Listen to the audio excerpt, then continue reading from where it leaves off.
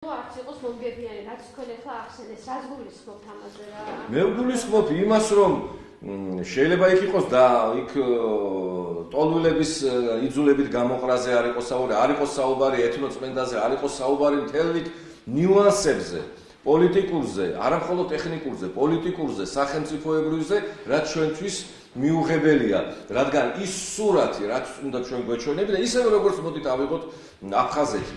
განა იქ არსებული სიტუაცია ჩვენ მივიტანეთ სოფლიომდე ისე როგორც საჭიროა, ეს ყველაფერი არ იქნა ჩვენი ხელისუფლების მიერ დადებული დოკუმენტურად, გაანალიზებული, მოთხოვნილი და ამის ფონზე შეიძლება სხვებმა იაქტიურონ და შემოაცურონ ისეთი დასკვნა, რომელიც კიდევ ერთხელ ვამბობ, ეროვნული ინტერესების თუ არა, ყოველ შემთხვევაში სახელმწიფო ინტერესების თანხმედრი არ იყოს. საერთოდ, როცა არსებობს პრობლემა და იმ პრობლემას მიაჩუმათებ და ბოლომდე არ მიიყვან, რაც ახასიათებს დღევანდელ ჩვენს ხელისუფლებას, უმოქმედოს კიდევ ერთხელ ვამბობ, შეიძლება ის პრობლემა უფრო მძიმედ შემოგიტრიალდეს.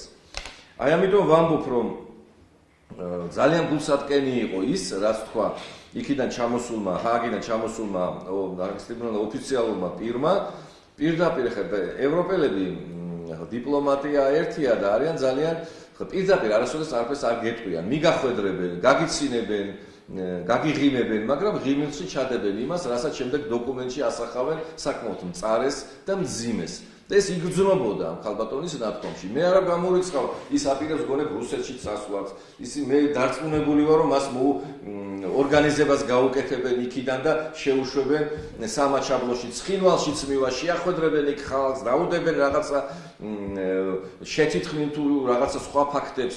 და ის სხვანაირად ალაპარაკდება და დაიდება დოკუმენტი ისეთი შესაძლებელია, ვამბობ, მხოლოდ ჰიპოთეტურ დონეზე, რომელიც ჩვენ ინტერესებს არ შეესაბამება და ამაშიც მე დაიწყება, აი ხედავთ, რა გააკეთა იმა, რა გააკეთა ამ ჩვენ თავში უნდა ჩავიხედოთ პირველ ყოვლისა, რას ვერ ვაკეთებთ.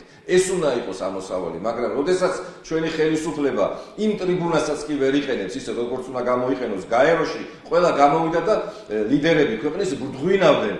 ისე გამოდიოდა, შენ ტერიტორიები დაკარგული ხარ, შენი ჯარი ყავს გაგზავნილი ავღანეთში, ცენტრალურ აფრიკაში, კაცმა რო თქვას და ამის საპირწონეს არაფერს არ ღებულობდა, არავინ არ გეხმარება და ხმას არ იღებ ნორმალურად და რაღაცა ლირიული გადასვლებები გავს, ქართულ სადღეგრძელოს ლამის ქართული სადღეგრძელო თქვა ჩვენმა წარმომადგენელმა მე ვარ საქართველოს პატარა ქვეყნიდან დიდი გულით ეს გავიგეთ, საქმეზე ელაპარაკა.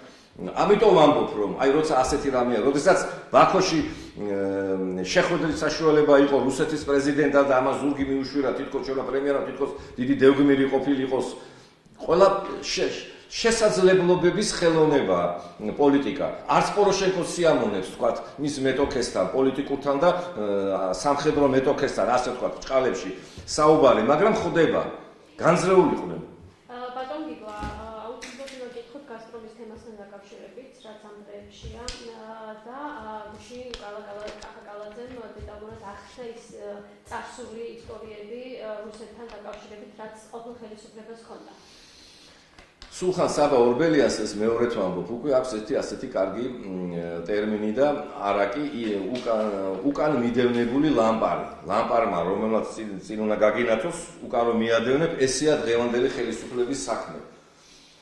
ამ დალოცვილ კახიკალაძეს ის, რაც გუშინ ახსნა და საკმაოდ გასაგებად ახსნა, გაეკეთებინა იქამდე, ვიდრე ეს ეჭვები გაჩნდებოდა ამ ხელშეკრულებასთან დაკავშირებით. და საერთოდ საქართველოს არ უნდა დადოს არავისთან არანაირი ხელშეკრულება და არ უნდა აწარმოოს არანაირი მოლაპარაკება კულუარული ისე, რომ ამის შესახებ საზოგადოებამ არ იცოდეს. აი ამიტომ გაჩნდა ეს ეჭვები გაზპრომთან დაკავშირებით, მაგრამ იგივე დღევანდელი ხელისუფლების უმოქმედობა გამოიყენეს გარკვეულმა პოლიტიკურმა ძალებმა და ააგორეს ის კამპანია, რომელიც ცოტა არ იყოს სასაცილოა, იმიტომ რომ რუსული კაპიტალი თუ არის კაპიტალიზირებული და რუსული აქტივები საქართველოს ჩადებული და ქართული აქტივები რუსებს ნაყიდი, ეს მოხდა იმ პოლიტიკური ძალის ხელისუფლებაში ყოფნის დროს. ჩამონათვალით შემიძლია გავაკეთო ამ ბოლო 8-9 წლის მანძილზე წინა ხელისუფლებას გულისხმობ, როგორ იყო რუსული კაპიტალი საქართველოს შემოსული, რომ არაფერი თქვათ მათ პროვოკაციებს რო წამოიღო ეს საერთაშორისო მაწანწალა სააკაშვილი. მადნეული, კვარციტი, აზოტი, ბილაინი, ლუკოილ ჯორჯია, ხრამხეს 1, ხრამხეს 2, ხრამხეს 3 და 4 უნდა აშენდეს. თელასი, VTB ბანკი, ენგურხესი, ყასტრაზგაშიც კი აქვს რუსულ კაპიტალს თავისი აქციები. ესენი დიდი ხანია შემოსული და ეხლა გაახსენდათ, მათ ენგურხესზე აღარ ვსაუბრობ 2008 წლის ომის შემდეგ, რომ 51% უცბად გადაუფორმეს. ამიტომ მე კიდევ ერთხელ ვამბობ, აუცილებელია ყველა ქმედება საზოგადოებისთვის იყოს მისატანი და რაღაცა ეჭვისა და ჭორის დონეზე არ დარჩეს ყოველივე ეს, მაგრამ ის რომ სამწუხაროდ ძალიან დიდი მასით არის ჩვენი მეზობელი ქვეყნის, რომელსაც ჩვენი ტერიტორიების 20% აქვს ოკუპირებული კაპიტალი შემოსული, ეს მოხდა უკვე რამდენიმე წლის მანძილზე და ეს მოხდა და იმასაც ვიტყვი, რომ ფულს სუნი არასდროსო გახსოვთ მერაბიშვილის პოზიცია და იგივე სააკაშვილის პოზიცია გაზპრომთან გასადენთან დაკავშირებით. მაგრამ ვიმეორებ, რომ ჩვენ ხელისუფლებას ახასიათებს მათი დამახასიათებელი ნიშანი არაპროფესიონალიზმთან ერთად არის ის, რომ მოვლენებს ადეკვატურად ვერ აღიქვავს. დაიქცევა ქვეყანა და მერე ხდება ამ მექანიზმის ხელმეორედ გაშლა. აი ამასთან აქვს საქმე. თუმცა კიდევ ერთხელ ვიტყვი, რომ ამ ხელშეკრულებას გამჭვირვალეობა სჭირდება, იმიტომ რომ ვიცოდეთ, ვინმე რამე არ შემოგვეპაროს, ისეთი, რომელიც ეროვნულ ინტერესებს ეწინააღმდეგება. ბატონ გია, რამდენიმე დღის წინ EDIS მიერ გამოქვეყნებულ კვლევებსაც უნდა გითხოთ და იქ თქვენ კონკრეტულად თქვენს პოლიტიკურ გუნდს არის საუბარი, თქვენ რამდენად ენდობთ ამ ორგანიზაციას და როგორ ახასებთ ის კვლევებს?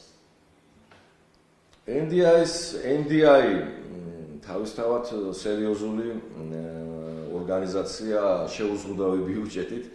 NDI-ის დღევანდელი წარმომადგენელი იმეორებს იგივეს, რასაც აკეთებდა მუცელს გადაყოლილი და ჭამას მას გადაყოლილი მისი წინამორბედი ბატონი ნავარო. რა თქმა უნდა, NDI-ის კვლევები ეს არის მხოლოდ და მხოლოდ კონიუნქტურას აყოლილი კვლევები, ძირითადად სრულ კვლევები, რომელიც მოწოდებულია და ხორციელდება მხოლოდ და მხოლოდ იმისათვის, რომ მოახდინოს, შეეცადოს საზოგადოებრივი აზრის ჩამოყალიბება, მე ვიტყოდი ზომბირების ცდილობაც კი აქვს, რომ შექმნას სურათი და წვეთ-წვეთობით კვარტალში ორჯერ არჩევნებამდე ჩააწვეთოს მოსახლეობას, რომ შემდეგ არჩევნების დროს დასვან ის ციფრები, როგორიც მათ სჭირდებათ, რა შეკვეთაც მათ აქვთ. ამის შესახებ ჩვენ არაერთხელ აღვნიშნეთ, ამის შესახებ ჩვენ არაერთხელ ვისაუბრეთ და მოდი პირდაპირ ვთქვათ, რომ NDI და ის ორგანიზაციები, რომელსაც NDI უკვეთავს კვლევებს, არის დაფუძნებული ნაციონალური მოძრაობის მიერ და ბუნებრივია ემსახურება მათ ინტერესებს. რაც შეეხება მთლიანად საერთოდ ჩვენ ძალიან გვიყვარს საუბარი და ასეც არის იმედია, რომ ჩვენ ვარ დამოუკიდებელი სახელმწიფო. ძალიან ბევრი მიმართულებით ჩანს, რომ ეს სამწუხაროდ ასე არაა და თვითონ NDI-ის კვლევებიც და საერთოდ ესე მთელი სახელმწიფო, მთელი საზოგადოებრივი აზრი დამოკიდებული იყოს მეგობარ, მაგრამ უცხო ქვეყნის სოციოლოგიურ გამოკვლევასთან, ეს არის ერთი ანაქრონიზმი და აბსოლუტურად რეალობას და აუცილებლობას მოკლებული. საქართველოს თბილისის სახელმწიფო ივანე ჯავახიშვილის სახელობის თბილისის სახელმწიფო უნივერსიტეტის სოციოლოგიური სკოლა, სოციოლოგიური კვლევების სკოლა, კათედრა და მთელი მიმდინარეობა ქართული მსოფლიოში არის ცნობილი. რა გახდა, რომ სახელმწიფომ ბიუჯეტმა ჩვენ, რომელიც დგება ჩვენი გადასახადებით ეროვნული სააგენტო სოციალური კვლევის დამოუკიდებელი დააფუძნოს და ის იყოს წარმმართველი ყოველივე ამის. ხო არ შეიძლება ყოველთვის ვიცხოვროთ ვიღაცის მიერ ჩამოსული ან გამოგზავნილი მითითებებით. ეს არის სხვა თუ არაფერი სირცხვილი და გულსატკენი და ამდენად თუკი ეხლა არ დამიწყო ხელისუფლებამ რომ ხელფასი და ბიუჯეტი ვერ გაუძლებს ამასო, თუკი პრემიებს იზრდიან და სახელმწიფო დანამატებს ქვედალოცვილო ერთი წარმატებული სოციოლოგიური გამოკვლევის ცენტრი აბსოლუტურად დამოუკიდებელი, რომელსაც მნიშვნელობა არ აქვს ჩვენ პარტიას დაუჭეს მხარს ნაციონალურ მოძრაობას თუ ქართულ ოცნებას. იყოს რეალობა დადოს ქართულ საზოგადოებაში რა გახდა რომ წლების მანძილზე ეს არ გაკეთეს. ასეთი რამ ახდება, მე არ ვლაპარაკობ სხვა ქვეყნებში, ასეთი დამოკიდებულება საზოგადოებრივი აზრის და სახელმწიფო ინსტიტუტების და პოლიტიკური ორგანიზაციების ჩვენ ამაში არ მოვიაზრებთ ჩვენ თავს, არ ხდება არც სომხეთში, არც აზერბაიჯანში, არც ყაზახეთში და არც სხვა ქვეყნებში. ამიტომ ამას ერთხელ და სამუდამოდ წერტილი უნდა დაესვას, მაგრამ ერთს ვიტყვი ახლა ციფრების ზეპირად ვიცი, NDI-ის კვლევამ თვით ილუსტრაცია ასე თქვათ გამოავლენა იმ თვალსაზრისით, რომ 60%-ზე მეტმა მათ პასუხი არ უთხრა, არ აღისა საზოგადოებამ, ჩვენმა თანამოქალაქეებმა და საქართველოს მოქალაქეებმა. რატომ? არა იმიტომ, რომ მათ არ იციან, ძალიან კარგად იციან ვის მისცემენ ხმას და განწყობა უკვე აქვს. უბრალოდ არ ენდობიან ამ ქალბატონს, მის წინამორბედს და იმ ორგანიზაციას, რომელიც უზარმაზარ ხელფასებს ღებულობს. თვითონ ძალიან ტკბილად და კარგად არიან და გაზდით რაც უნდათ, როგორც უნდა და რანაირადაც უნდა და ზემოდან გვიყურებენ ჩვენ. და კიდევ როგორ შეკვეთებს აკეთებენ, როგორ აყალიბებენ კითხვებს, რომ სასურველი პასუხი მიიღონ, როგორ ანალიზს უკეთებენ ამას, როგორ გვაწვდიან, ეს ცალკე ტექნოლოგიებია, სხვა ამერიკული ცნობილი ტექნოლოგიებია, რომელიც ამერიკის შეერთებულმა შტატებმა ოფიციალურად ჯერ კიდევ 1999 წელს გამოიყენეს პანამაში, რომლის ანექსიას მოახდინეს მათ რამდენიმე ხნით. ოფიციალურად აღიარეს ეს. აი ეს ტექნოლოგიები ის რაღაცა გამოყენება ხდება საზოგადოებრივი აზრის ჩამოყალიბებისთვის და თუ გვეხმარებით ჩვენო სტრატეგიულო მეგობრებო და გვეხმარეთ ობიექტურად და ნუ ხართ აქ იმიტომ რომ ვიღაცის ავტორიტეტი მკვდარი ორგანიზაციის ან ნაკლებად მკვდარის აწიოთ ზევით.